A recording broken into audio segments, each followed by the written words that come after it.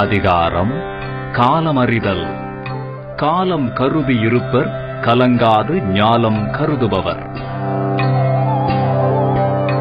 உலகையே கைப்பற்ற வேண்டும் என நினைப்பவர்கள் அதற்குரிய காலம் வரும் வரையில் கலக்கத்திற்கு இடம் தராமல் பொறுமையாக காத்திருப்பர். வணக்கம். மக்கள் யார் பக்கம் நிகழ்ச்சியின் சிறப்பு தொகுப்பை வழங்குவதற்காக மராகேஷ். மக்கள் யார் பக்கம் நிகழ்ச்சியில இலவச திட்டங்கள் பற்றி மக்கள் என்ன நினைக்கிறாங்க, அவங்களுடைய பார்வை எப்படி இருக்குன்னு பல கருத்துக்களோட பிரம்மாண்ட கருத்து கணிப்பு முடிவுகளை பார்த்துட்டு வரோம்.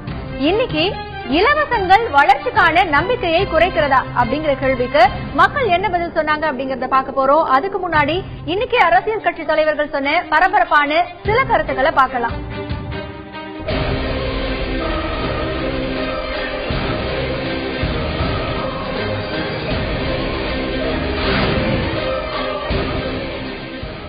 தேர்தல் கூட்டணி தொடர்பா முடிவெடுப்பதற்கு மத்திய அமைச்சர் பிரகாஷ் ஜவடேகரை நியமிச்சிருக்கிறதா தமிழக பாஜக தலைவர் தமிழிசை சொல்லியிருக்காங்க.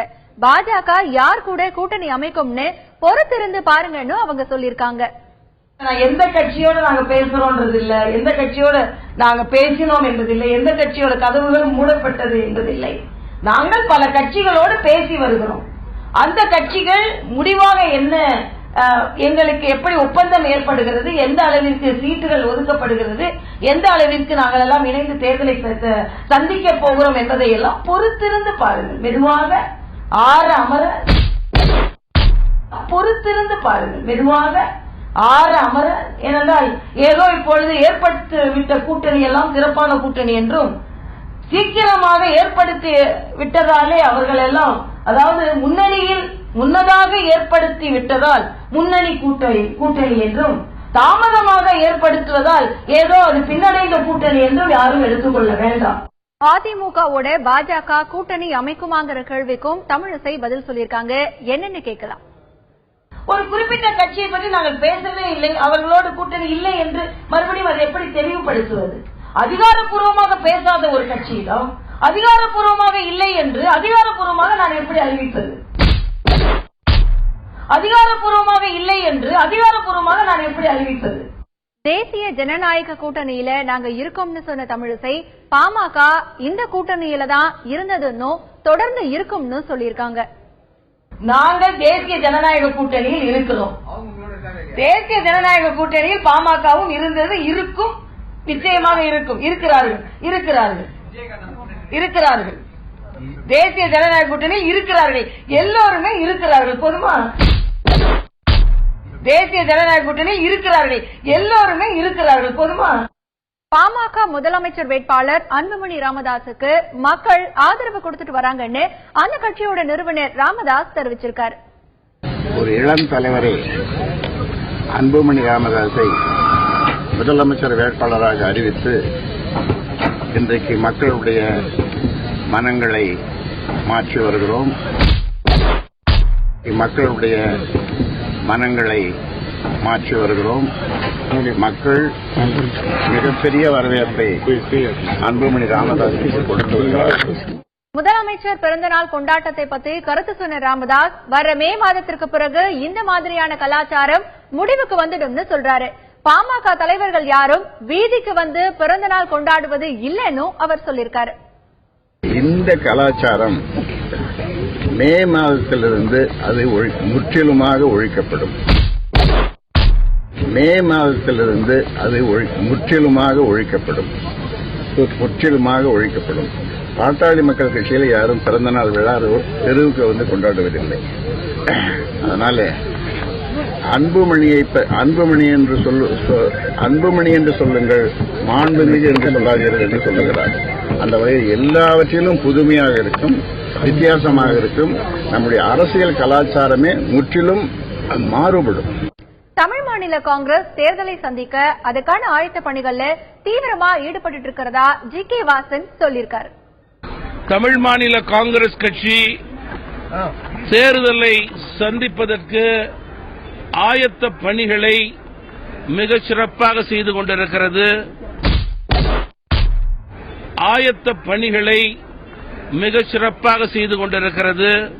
தமாக எந்தெந்த தொகுதியில பலமா இருக்குன்னு விருப்ப மனு தாக்கல் செஞ்சவங்க கிட்ட கருத்து கேட்டிருப்பதாகவும் வாசன் சொன்னார்.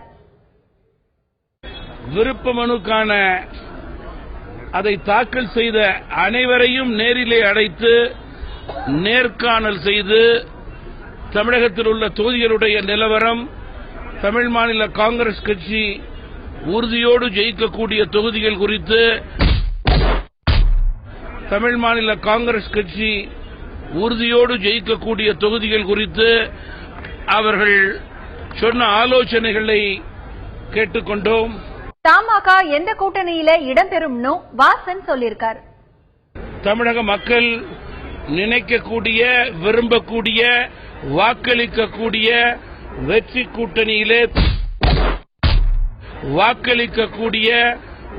கூட்டணியிலே தமிழ் மாநில காங்கிரஸ் கட்சி இடம்பெறும். திமுகவோட நெல்லை மாவட்ட முன்னாள் செயலாளர் கருப்பசாமி பாண்டியன் அதிமுகவில் சேர்றதுக்கு கோரிக்கை வச்சிருக்காரு. அதிமுக பொதுச் செயலாளர் ஜெயலலிதா அனுமதி கொடுத்தா நெல்லை மாவட்டத்தில் 10 தொகுதியிலையும் அதிமுக வெற்றி பெற பாடுபடுவேன்னு அவர் சொல்லியிருக்காரு. எல்லா புகழும் அம்மாவுக்கு. அம்மாவுடைய காலடிக்கு என் கோரிக்கை மனு சென்றடைந்து விட்டது. அம்மாவுடைய காலடிக்கு என் கோரிக்கை மனு சென்றடைந்து விட்டது. அவர்களுடைய பரிசீலனை இருக்கிறது. அவர் அனுமதித்தால் இயக்க பணியாற்றுவேன். அதிமுகவுடைய கடைக்கோடி தொண்டனாக இந்த மாவட்டத்தில் 10 தொகுதியும் அதிமுக வெற்றி பெறுவதற்கு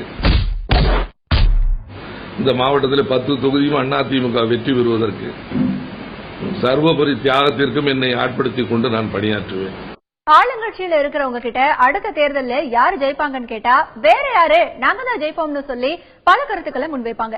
இதுவே எதிர்கட்சி கிட்ட கேட்டா கடந்த ஆட்சியில ஜெயித்த கட்சி மக்களுக்கு எதுவுமே செய்யல, அதனால நாங்க ஆட்சிக்கு வந்து மக்கள் எதிர்பார்ப்பை நிறைவேற்றுவோம்னு சொல்லுவாங்க.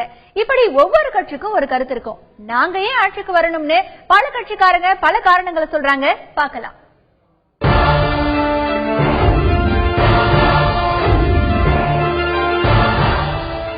இந்தியாவில் முதன்மை மாநிலமாக தமிழகத்தை கொண்டு வர வேண்டும் என்ற ஒரே நோக்கம்தான் அம்மாவுக்கு. அதனால தமிழகத்தில் உள்ள அனைத்து திட்டங்களும் இன்றைக்கு மிக சிறப்பாக செஞ்சிட்டு வராங்க. பள்ளி மாணவிகளிலிருந்து அதே மாதிரி வருவாய்த்துறை, பதிவுத்துறை, அனைத்து துறைகளிலும் வந்து கணினி மயமாக்கப்பட்டு சிறப்பாக சேவை செஞ்சிட்டு இருக்காங்க. திராவிட முன்னேற்ற கழகம் ஆட்சிக்கு வர வேண்டும் என்கின்ற நோக்கம் ஏறக்குறைய கடந்த 5 ஆண்டு கால ஆட்சியில் 1,70,000 பேர் பணியிலிருந்து விடுவிக்கப்பட்டிருக்கிறார்கள். இளைஞர் சமுதாயம் செத்து மடிந்து கொண்டிருக்கிறது. திமுக ஆட்சிக்கு வந்தால் மட்டுமே குறைந்தபட்சம் 5 லட்சம் பேருக்கு வேலை வாய்ப்பு வழங்க முடியும். அது திமுகவால் மட்டுமே முடியும். 50 ஆண்டுகளாக மாறி மாறி ஆட்சி பொறுப்பில் வருகின்ற திமுகவும் அதிமுகவும் மக்கள் கோரிக்கைகளை, அவர்கள் தேர்தல் நேரங்களில் வழங்கக்கூடிய வாக்குறுதிகளை ஆட்சிக்கு வந்த பிறகு அமல்படுத்தாத, கண்டுகொள்ளாத ஆட்சிகளாகத்தான் இதுவரையிலும் இருந்து வந்திருக்கிறது. குறிப்பாக இந்த 2 கட்சிகளும் ஊழலில் போட்டி போட்டுக்கொண்டு முந்திக் கொண்டிருக்கிறது. ஊழல் இல்லாத ஒரு தமிழகம் உருவாக வேண்டும், அதேபோல மது இல்லாத ஒரு தமிழகம் உருவாக வேண்டும் என்ற ஒரு எண்ணத்திலும் மோடியினுடைய அனைத்து திட்டங்களும், மத்திய அரசுடைய அனைத்து திட்டங்களும் தமிழகத்துக்கு வந்து சென்றடைய வேண்டும் என்ற ஒரு குறிக்கோளுடன் பாரதிய ஜனதா கட்சியானது இன்று செயல்பட்டு வருகிறது. எனவே பாரதிய ஜனதாவுடைய ஆட்சி, பிஜேபியினுடைய ஆட்சி தமிழகத்திலே வந்தால்தான் தமிழகம் தலைக்கும். 50 ஆண்டு காலம் தமிழகத்தை சீரழித்த திராவிட கட்சிகளை அகற்றி தமிழகத்தில் பாட்டாளி மக்கள் கட்சி ஆட்சி அமைக்கும்போது முதல் கையெழுத்து பூர்ண மதுவிலக்கு. அது மட்டும் இல்லாமல் தமிழகத்திலே தரமான இலவச கல்வி, தரமான இலவச மருத்துவம் செய்து தரப்படும். இன்னைக்கு விஐபி தொகுதியில நாம பார்க்க போறது காங்கிரஸ் எம்எல்ஏ விஜயதாரணியோட விளவங்கோடு தொகுதி. விஜயதாரணி தமிழக மகளிர் காங்கிரஸ் தலைவராக இருந்தாங்க. மாநில தலைவர் EVKS இளங்கோவனுக்கும் அவருக்கும் இடையில கருத்து முரண்பாடு ஏற்பட்டு அதற்கு பிறகு அவங்க மகளிர் காங்கிரஸ் பதவியில இருந்து நீக்கப்பட்டாங்க. இதற்கிடையில முதலமைச்சர் ஜெயலலிதாவை விஜயதாரணி சந்திச்சு பேசினாங்க. அதனால அவர் அதிமுகவில் சேர போறதா ஒரு தகவல் பரவுச்சு. அதற்கு பிறகு டெல்லிக்கு போன விஜயதாரணி சோனியா ராகுலை சந்தித்து இளங்கோவனுக்கும் தனக்கும் இடையிலான பிரச்சனை பத்தி விளக்கம் கொடுத்திருக்காங்க. பிறகுதான் காங்கிரஸ் கட்சியை விட்டு போக மாட்டேன்னு மறுபடியும் விளவங்கோடு தொகுதியில போட்டியிட போறதாகவும் சொல்லியிருக்காங்க. கடந்த தேர்தலில் திமுக கூட்டணியில காங்கிரஸ் கட்சி சார்பா இந்த தொகுதியில போட்டியிட்ட விஜயதாரணி வெற்றி பெற்று MLA-வா ஆனாங்க. அவருடைய செயல்பாடுகள் தொகுதியில எப்படி இருக்கு, அதை பத்தி மக்கள் என்ன சொல்றாங்க அப்படிங்கறத கேட்கலாம். விளவங்கோடு சட்டமன்ற தொகுதியினுடைய உறுப்பினர் மரியாதைக்குரிய விஜயதாரணி அவர்கள் தேர்தல் சமயத்தில் அள்ளி வீசிய வாக்குறுதிகளில் எள்ளளவும் நிறைவேற்றாமல், குறிப்பாக நான் போக்குவரத்து நெருக்கடிக்கு மார்த்தாண்டம் பகுதியில் தீர்வு காண்பேன் என்றும், விவசாயிகளுடைய கண்ணீரை துடைப்பதற்கு நெய்யார் இடதுகரையில் தண்ணீர் கொண்டு வருவேன் என்றெல்லாம் சொல்லி மக்களிடம் வாக்குகளை வாங்கிவிட்டு தற்பொழுது இந்த தொகுதிக்கு விருந்தாளியைப் போல் வந்துவிட்டு செல்கிறார்களே ஒழிய இந்த தொகுதியில் இருந்து மக்களுடைய குறைகளை கேட்டு அறிந்து அவர் கடுகளவும் பணியாற்றவில்லை என்கிற ஒரு வேதனை அனைத்து தரப்பு மக்களிடமும் இருக்கிறது. ஆறுகாணி முதல் பல்வேறு இடங்களில் சாலைகள் படுமோசமாக இருந்தது. அதையெல்லாம் ஓரளவு சரி பண்ணி தந்திருக்காங்க. குழுத்துறையில இருந்து அருமனை, ஆலஞ்சோலை, ஆறுகாணி, மெட்டா, களியல் இந்த இடத்துல எல்லாம் சாலைகள் எல்லாம் மிக மோசமாக இருந்தது. அதையெல்லாம் நல்ல முறையில் சரி பண்ணி தந்திருக்கிறாங்க. குடிநீர் பிரச்சனைக்காக பல்வேறு இடங்களில் பல்வேறு திட்டங்களை சரி பண்ணி குடிநீர் பிரச்சனைக்கு ஒரு பிரச்சனை தீர்வு கண்டிருக்கிறார்கள். எங்க குன்னத்தூர் வில்லேஜில் வெயிட் ஷெட்டு கட்ட ஏற்பாடு செய்து வெயிட் ஷெட்டு கட்டு முடிஞ்சது. அதை களியல் வில்லேஜில் IOB பேங்க் கொண்டு வந்தாங்க. ரேஷன் கார்டு இல்லாதவருக்கு நிறைய ரேஷன் கார்டு கொண்டு வந்தாங்க. எனக்கு விதவைகளுக்கு நிறைய பென்ஷன் வாங்குவது ஏற்பாடு செய்து பென்ஷன் கொடுக்க ஏற்பாடு செய்தார் கலெக்டர்கிட்ட. வீடு இல்லாதவர்களுக்கு வீடு வைக்க ஏற்பாடு செய்து அவங்களுக்கு பரிந்துரை செய்தார். 5 ஆண்டுகளுக்கு ஒரு முறை செய்யக்கூடிய சாலைகள், இவர் சட்டமன்ற உறுப்பினராக இருக்கக்கூடிய காலத்திலே எந்த சாலைகளும் பெரிய அளவில் செப்பனிடப்படவில்லை என்பதுதான் யதார்த்தமான நிலைமை. அத்தனை சாலைகளும் குண்டும் குடியுமாக போக்குவரத்திற்கு பயனற்று 5 ஆண்டுகள் கடந்த பிறகு இந்த 2016 சில வேலைகள் ஆரம்பிக்கப்பட்டிருக்கின்றது. வேகத்தில் மிகவும் மோசமாக தரமில்லாத சாலையாக இந்த சாலைகள் தற்பொழுது போடப்படுகின்றது. தொகுதி மக்களோட கருத்தை பார்த்தோம். இனி MLA விஜயதாரணி என்ன சொல்றாங்கன்னு கேட்கலாம். இந்த தொகுதியில் கடந்த 5 ஆண்டுகளில் நான் தேர்ந்தெடுக்கப்பட்ட பொழுது மிகவும் மோசமாக சாலைகள் இருந்ததுதான் எனக்கு மிகவும் வருத்தம் அளித்தது.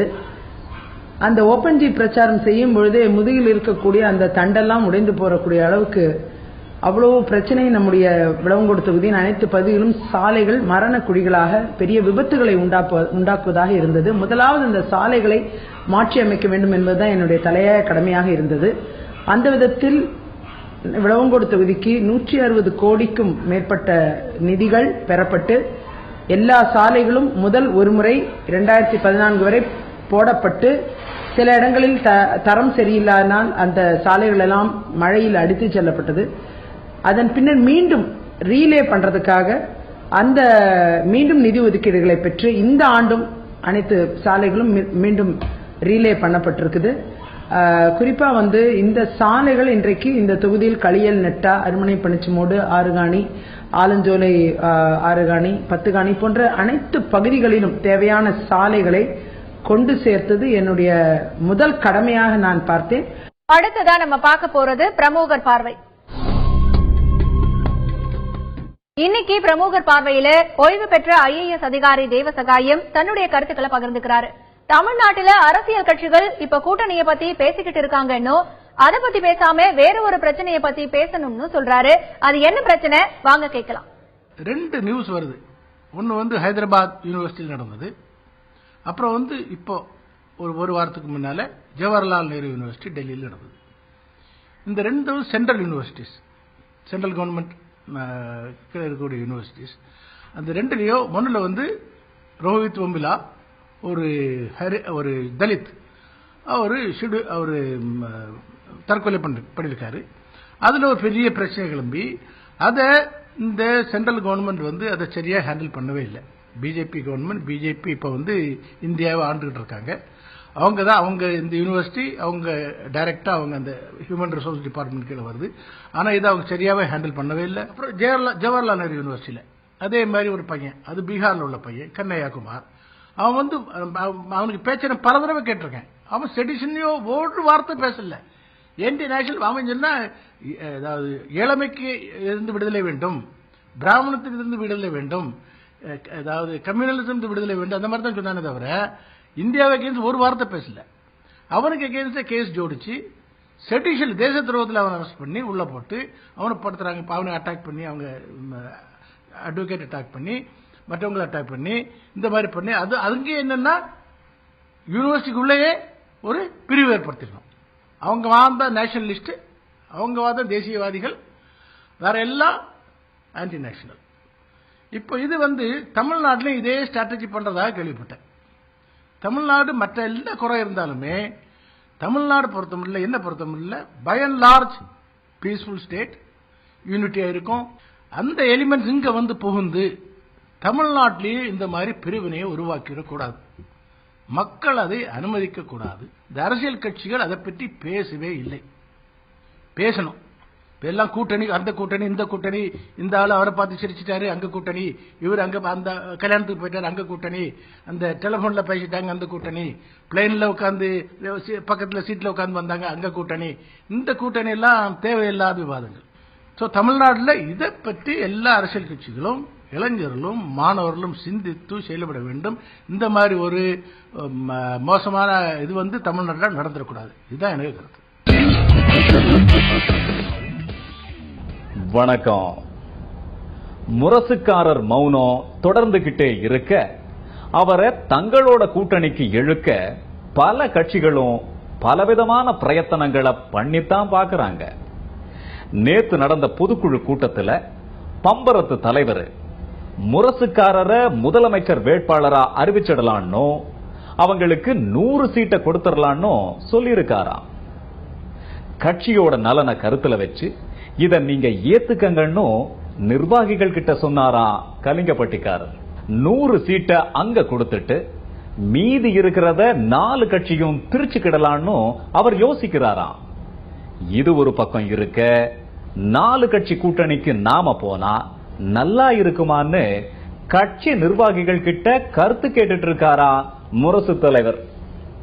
இன்னைக்கு அரசியல் கிசுகிசு என்ன அப்படிங்கறத பார்த்தோம். கடந்த சில நாட்களாகவே இலவச திட்டங்கள் பத்தி மக்கள் என்ன நினைக்கிறாங்க, அவர்களுடைய மனநிலை எப்படி இருக்குன்னு பல்வேறு கேள்விகள் மக்கள் கிட்ட முன்வைக்கப்பட்டு என்ன பதில் சொல்லிருக்காங்க அப்படிங்கறத நம்ம தொடர்ந்து பார்த்துட்டு வரோம். ஏன்னா இலவசங்களை பொறுத்த வரைக்கும் இன்றைய காலகட்டத்தில் கடந்த 10 ஆண்டுகளாகவே தேர்தல் வாக்குறுதிகளை மிக முக்கிய இடம் பிடித்திருக்கிறது.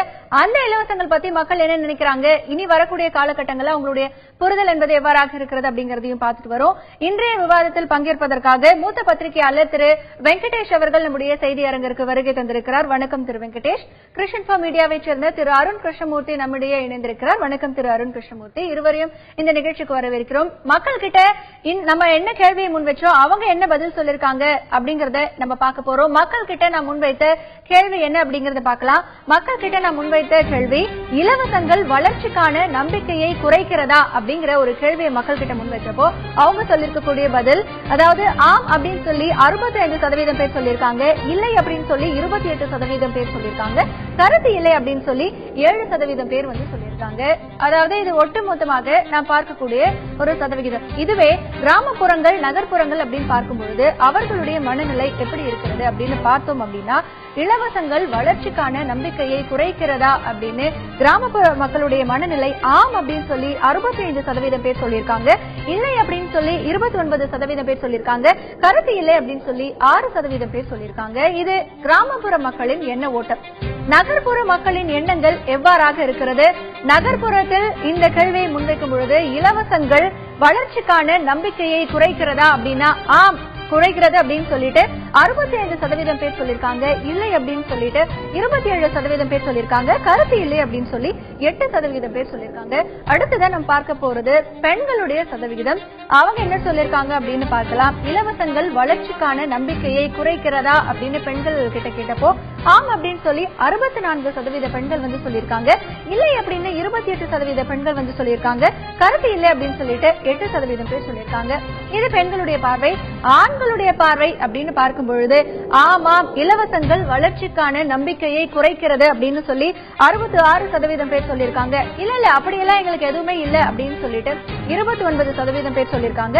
கருத்து இல்லை அப்படின்னு சொல்லிட்டு 5% மக்கள் வந்து தங்களுடைய கருத்துக்களை பதிவு பண்ணிருக்காங்க. ஆக இலவசங்கள் அப்படின்னு பார்க்கும்போது இன்றைக்கு இருக்கக்கூடிய சூழ்நிலையில பல்வேறு வளர்ச்சி திட்டங்கள்ல வந்து கான்சென்ட்ரேட் பண்ணணும்.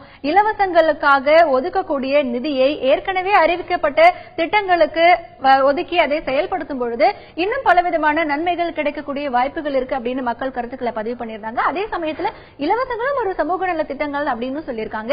இன்றைக்கு எந்த அளவிலான ஒரு நம்பிக்கையை குறைக்கிறது இலவசங்கள் அப்படிங்கறத நம்ம விரிவா விவாதிக்க போறோம். முதல்ல திரு அருண் கிருஷ்ணமூர்த்தி, இப்போ நம்ம பல்வேறு கேள்விகளை வந்து நம்ம பாத்துக்கிட்டு இருக்கோம். இன்றைக்கு வந்து இலவசங்கள் வளர்ச்சிக்கான நம்பிக்கையை குறைக்கிறதா அப்படின்னு கேட்டா ஆம் அப்படின்னு சொல்லி 65% பேர் சொல்லியிருக்காங்க. அவங்க என்னென்ன விஷயங்கள் வளர்ச்சி அப்படிங்கறத அவங்க எதை வந்து முன்னெடுத்து வச்சிருக்காங்க, ஏன் இதெல்லாம் குறைகிறது அப்படின்னு சொல்லிட்டு அவங்க காரணங்கள் எல்லாம் முன் வச்சிருக்காங்க. இந்த ஒரு கேள்விதான் வந்து ஒரு தீர்க்கமான பதிலும் ஒரு தெளிவான பதிலும் நம்மளுக்கு கிடைத்த ஒரு கேள்வி. எங்கேயுமே வந்து ஒரு மாறுபட்ட கருத்தோ, அதாவது ஆண் பெண்ணிடமோ இல்ல நகர்ப்புற கிராமப்புறங்கள்லயோ நீங்க பாத்தீங்கன்னா ரொம்ப ஸ்டார்க் டிஃபரன்ஸ் இல்லாம எல்லாருக்குமே ஒரே மனநிலை இருக்கக்கூடிய கேள்வி ஒரு பதிலா தான் இந்த கேள்விக்கு நம்மளுக்கு வந்தது. அதுக்கு முக்கிய காரண காரியங்கள் நீங்க பாத்தீங்க அப்படின்னா பலதரப்பட்ட மக்கள் நம்மளுக்கு சொன்ன பதில்கள், இலவசங்கள் வந்து எப்படி ஒரு கடந்த 10 ஆண்டுகளா ஒரு 2 தேர்தலையுமே வந்து கட்சிகளுடைய தேர்தல் அறிக்கையில இடம்பெற்று அதுக்கப்புறம் நிறைவேற்றவும் படுது. அது சில பேருக்கு தான் போகுது, கட்சிக்காரங்களுக்கு தான் போகுது அப்படிங்கிற டிபேட் எல்லாம் மீறி நம்ம பார்த்தாலுமே கூட ஒரு கட்சி வந்து தொலைக்காட்சி பெட்டி தரோம்னு சொன்னாங்கன்னா கொடுத்தாங்க, இன்னொரு கட்சி மின்விசிறியில இருந்து பல சாமான்கள் கொடுக்கறோம்னா கொடுத்தாங்க. சோ இது போக போக இது ஒரு ட்ரெண்டாவே மாறிடும். சோ இலவசங்களை கொடுத்தே இனிமே இலவசங்களை பொறுத்தே தமிழக தேர்தல் அமையும் அப்படிங்கிற நிலைமை வந்துட்டா அது கவலைக்குரியது அப்படிங்கிற கருத்துக்களை மக்கள் எடுத்து வச்சாங்க. அடுத்து மக்கள் நம்மளுக்கு எடுத்து வைத்தது தொலைநோக்கு திட்டங்கள் வந்து பின்தள்ளப்படுமா, தொலைநோக்கு திட்டங்கள் பின்தள்ளப்படும்ங்கிற நிலைமை வந்து எப்ப வரும் அப்படின்னா தேர்தல்கள் வந்து இலவசங்களை சார்ந்து தேர்தல்கள் அமைந்தால் அப்படி தொலைநோக்கு திட்டங்கள் பின்தள்ளப்படும், கண்கட்டி வித்தை போன்ற இது ஆகிவிடும்ங்கிற கருத்துக்களை தான் மக்கள் நம்மளுக்கு எடுத்து வச்சாங்க. திரு வெங்கடேஷ், இப்போ திரு அருண் கிருஷ்ணமூர்த்தி சொன்ன மாதிரி இலவசங்கள் இல்லாத தேர்தலை வந்துட்டு இனிமே நம்ம பார்க்க முடியாதா, அப்படி வந்துட்டு இலவசங்களை மையப்படுத்தி தான் தேர்தல் இல்ல வந்துட்டு ஒரு வாக்கு வங்கிக்காக இலவசங்கள் அறிவிக்கப்படுது அப்படிங்கிற ஒரு எண்ணம் மக்கள் கிட்ட உருவாகி இருக்கு அப்படின்னு நீங்க நினைக்கிறீங்களா? இல்ல, இது ஒரு நல்ல ஒரு சைன். இந்த அறிகுறி வந்து மிக மிக முக்கியமான ஒரு அறிகுறி. இதை வந்து நாம இதுக்கு முன்னாடி இருந்த, அதாவது அரசியல் கட்சிகள் இந்த இலவசங்களை வழங்குவதன் மூலமாக வாக்குகளை அறுவடை செய்ய முடியும்ன்ற ஒரு நம்பிக்கை ஒன்று இருந்தது. அதுக்கு காரணம் வந்து சமூகத்தில் இருக்கக்கூடிய ஏற்றத்தாழ்வு வந்து அவங்களுடைய பொருளாதார ஏற்றத்தாழ்வு, கல்வி ஏற்றத்தாழ்வு, பிற ஏற்றத்தாழ்வுகளை வந்து அவங்களால வந்து அவங்களுடைய வழக்கமான வளர்ச்சி பணிகள்னால இது வரைக்கும் சரி செய்யவே முடியல. இந்த வளர்ச்சி பணிகளால சரி செய்ய முடியாத போது ஏற்பட்ட ஏற்றத்தாழ்வு மிக அதிகமாக போன உடனே அதனாலதான் வந்து இந்த இலவசங்கள் வாயிலாக அதை வந்து ஈடுகட்டுவதற்கான ஒரு முயற்சியில் இறங்கியிருக்காங்க. ஆனா மக்கள் வந்து மிக தெளிவாக ஒரு விஷயத்தை புரிந்து கொண்டிருக்கிறார்கள். நீங்கள் கொடுக்கக்கூடிய இலவசங்களால் எந்த அரசு வந்தாலும் சரி, எந்த ஆட்சி வந்தாலும் கொடுக்கக்கூடிய இலவசங்களால் எங்களுடைய ஏற்றத்தாழ்வு நிச்சயம் மாறவில்லை. அதனால் ஏற்படக்கூடிய எந்த விதமான ஒரு பாதிப்பும் எங்களை வந்து அடையாமல் இல்லை. நாங்கள் தொடர்ச்சியாக அதே விதமான ஏற்றத்தாழ்வுக்குடைய பாதிப்புகளை அடைந்து கொண்டுதான் இருக்கிறோம். ஆனால் கூடுதலாக இந்த சாமான்களும் வந்து இறங்கி இருக்கின்றன என்ற அடிப்படை தான். அப்போ ஒரு அடிப்படையாக மக்கள் ஒன்று தெளிவாக புரிந்து கொண்டிருக்கிறார்கள். என்ன, வளர்ச்சி என்பது வேறு, வீட்டுக்கு வந்து இந்த மாதிரியான இலவச பொருட்கள் வந்து இறங்குவது என்பது வேறு. இந்த இலவச பொருட்கள் வந்து இறங்குவதனாலே தங்களுடைய வாழ்க்கை தரம் முன்னேறிவிட்டது. இப்போ வாழ்க்கை தரத்தையும் அவர்களுடைய பொருளாதார ஏற்றத்தையும் சமப்படுத்தி விட முடியும் என்று நம்புகிறார்கள். ஆனால் இது நடக்காது. வாழ்க்கை தரம் என்பது என்னதான் நீங்கள் வந்து நவீன உபகரணங்களையும் கருவிகளையும் கொண்டு வந்து கொடுத்தாலும் அவருடைய அந்த ஏற்றத்தாழ்வு நிச்சயமாக மாறப்போவதில்லை என்பதை மிக தெளிவாக புரிந்து கொண்டிருக்கிறார்கள். ஒன்று. இரண்டாவது, இதை இன்னொரு விதமாக புரிந்து கொள்ள வேண்டும். அதாவது நீங்கள் அப்போ வளர்ச்சி பணிகளில் வாழ்க்கைக்கு தேவையான வேலை வாய்ப்பு, தேவையான தொழில் செய்வதற்கான ஒரு வாய்ப்பு, இது அத்தனையும் நீங்கள் ஏற்படுத்தி கொடுக்க வேண்டும். நீங்கள் அதை ஏற்படுத்தி கொடுக்காமல் எங்களை இலவசத்தோடு கொடுத்து நீங்கள் எங்களை ஏமாற்றுகிறீர்கள், எங்களை நீங்கள் வாயடைக்க வைக்கிறீர்கள், எங்களுடைய தேவையான பிரச்சனைகளில் இருந்து திசை திருப்புகிறீர்கள். நீங்கள் போதிய அளவு வேலை வாய்ப்பை உருவாக்கி தரவில்லை, போதிய அளவு தொழில் வாய்ப்புகளை உருவாக்கி தரவில்லை, எங்களுடைய வளர்ச்சியோ நீங்கள் அதற்கான செலுத்த வேண்டிய கவனத்தை நீங்கள் செலுத்தாமல் இப்படியான ஒரு இலவசங்களின் மூலமாக எங்களுடைய தேவைகளை நீங்கள் நிறைவேற்றி வைக்க பார்க்கிறீர்கள். ஆனால் அது நிச்சயமாக எங்களுடைய வளர்ச்சி, எங்களுடைய தனிப்பட்ட வளர்ச்சியை நீங்கள் உருவாக்க தரவில்லை என்பதை தெளிவாக புரிந்து கொண்டார்கள். மூன்றாவது செய்தி, இதுதான் முக்கியமான செய்தி நான் நினைக்கக்கூடியதுன்னா, நிச்சயமா தன்மானம்னு ஒண்ணு இருக்கு. அந்த தன்மானம் நிச்சயமா எந்த மட்டத்தில் இருந்தாலும் இலவசங்களை வாங்குவது என்பது நிச்சயமாக தன்மானத்திற்கு இழுக்கான ஒன்று என்பதை ஒவ்வொரு மக்களும் ஒவ்வொரு குடிமகனும் இன்று புரிந்து வைத்திருக்கிறான். அப்போ நான் உழைத்து நான் சம்பாதித்து என் சொந்த செலவில் என் சொந்த காசில் நான் வாங்கக்கூடிய பொருளுக்கும் ஒன்று இலவசமாக ஒன்று என் வீட்டில் இறங்குவதற்குமான வித்தியாசம் அவர்களுக்கு நிச்சயமாக தெரியும். அப்போ இந்த பொருள் நான் எனக்கு என்னுடைய உழைப்பினால் வருவது அல்ல என்னும் வரும்போது ஏற்படக்கூடிய அந்த ஒரு நிச்சயமான அந்த ஒரு மன பிரச்சனை ஒண்ணு இருக்கு. அது அந்த இன்ஃபீரியர் காம்ப்ளெக்ஸ் ஒண்ணு இருக்கு.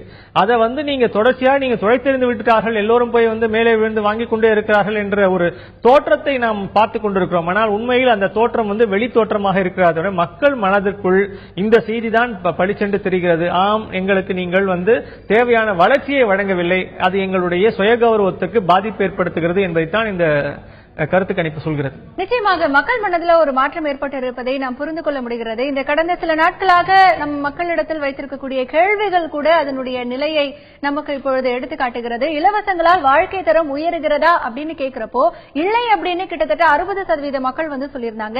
அதே நேரத்தில் இலவசங்கள் கொடுப்பதால் உண்மையான பிரச்சனைகளில் இருந்து மக்கள் திசை திருப்பப்படுகிறார்களா அப்படிங்கிற கேள்விக்கு ஆம், இந்த இலவசங்கள் கொடுத்து பிரச்சனைகள் அனைத்தும் திசை திருப்பப்படுகின்றன அப்படின்னு மக்கள் சொல்லியிருக்காங்க. இன்றைக்கு கூட இலவசங்கள் வளர்ச்சிக்கான நம்பிக்கையை குறைக்கிறதா அப்படின்னு கேட்டப்போ கூட ஆம் அப்படின்னு சொல்லியிருக்காங்க. ஆக மக்களிடத்தில் ஒரு மாற்றம் உருவாகி வருவதை நாம் பார்க்க முடிகிறது. இலவசங்கள் என்பது வேறு, வளர்ச்சி திட்டங்கள் என்பது வேறு அப்படிங்கிற ஒரு கருத்தையும் மக்கள் தெளிவா புரிஞ்சு வச்சிருக்காங்க அப்படிங்கறது நம்ம பார்க்க முடியுது.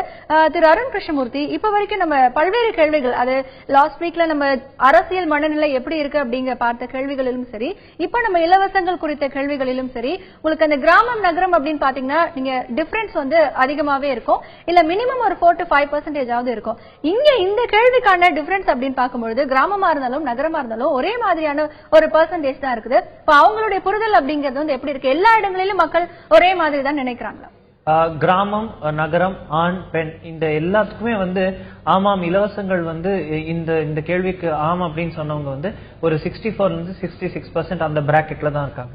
இந்த 65% ஹோல்சம் அப்படின்னு நம்ம பாக்குறோம். அந்த பிரேக் ஈவனா நீங்க பாத்தீங்கன்னா அப்படின்னா ஒரு 64.2ல இருந்து ஒரு 65 அந்த மாதிரி டிஃபரன்ஸ் தான் இருந்தது.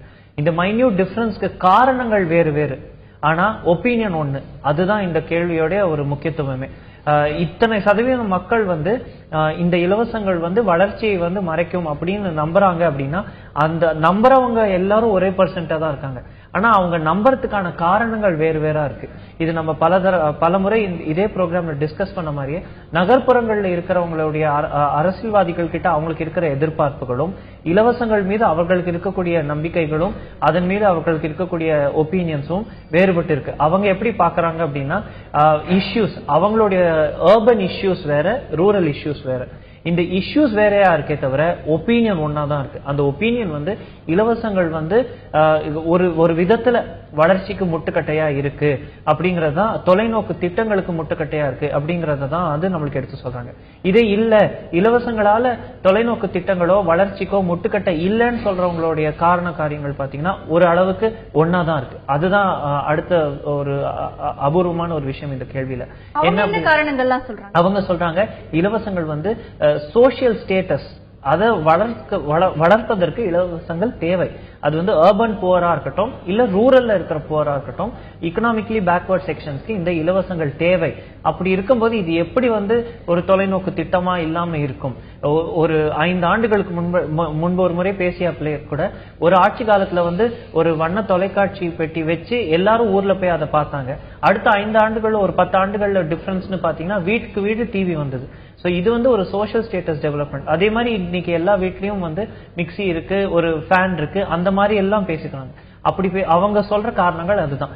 இந்த பிரிட்ஜிங் த கேப், பின்தங்கி இருந்த ஒரு சொசைட்டியை வந்து முன்னுக்கு கொண்டு போறாங்க. ஒரு 5 ஆண்டு காலத்துல இவ்வளவு வளர்ச்சி வர்றது இலவசங்களால் தான் ஆகுது அப்படிங்கிற கருத்தையும் அந்த மக்கள் எடுத்து வைக்கிறாங்க. நிச்சயமா இலவசங்கள் மீதான மக்களுடைய பார்வை வந்து மாறி இருக்கிறது. கடந்த 10 ஆண்டுகளை ஒப்பிடும்பொழுது இப்பொழுது படித்தவர்களுடைய சதவிகிதம் அதிகமாகவே இருக்கிறது. ஆக படித்தவர்கள் மட்டுமில்லாமல் அனைத்து தரப்பு மக்களுமே இப்பொழுது யோசிக்க தொடங்கி இருக்கிறார்கள். அதாவது இலவசங்களை பொறுத்தவரை அதற்கான நிதி ஒதுக்குவது அதிகமாகிக் கொண்டே போகிறது. அதை தவிர்த்துவிட்டு தொலைநோக்கு திட்டங்களுக்கான ஒரு விஷயங்களில் கவனம் செலுத்துவதை அரசு நிச்சயமாக முன்னெடுக்க வேண்டும். கட்சிகளும் இதை மிக முக்கியமாக கவனம் செலுத்த வேண்டும் என்கின்ற ஒரு பார்வையும் அவர்களிடத்தில் இருக்கிறது. இந்த நிகழ்ச்சியில் பங்கேற்று தங்களுடைய கருத்துக்களை முன்வைத்த திரு வெங்கடேஷ் அவர்களுக்கும் திரு அருண் கிருஷ்ணமூர்த்தி அவர்களுக்கும் நன்றி. மீண்டும் மக்கள் யார் பக்கம் நிகழ்ச்சியில் சந்திக்கலாம். அதுவரை உங்களிடமிருந்து விடைபெறுவது ஹேமா ராகேஷ்.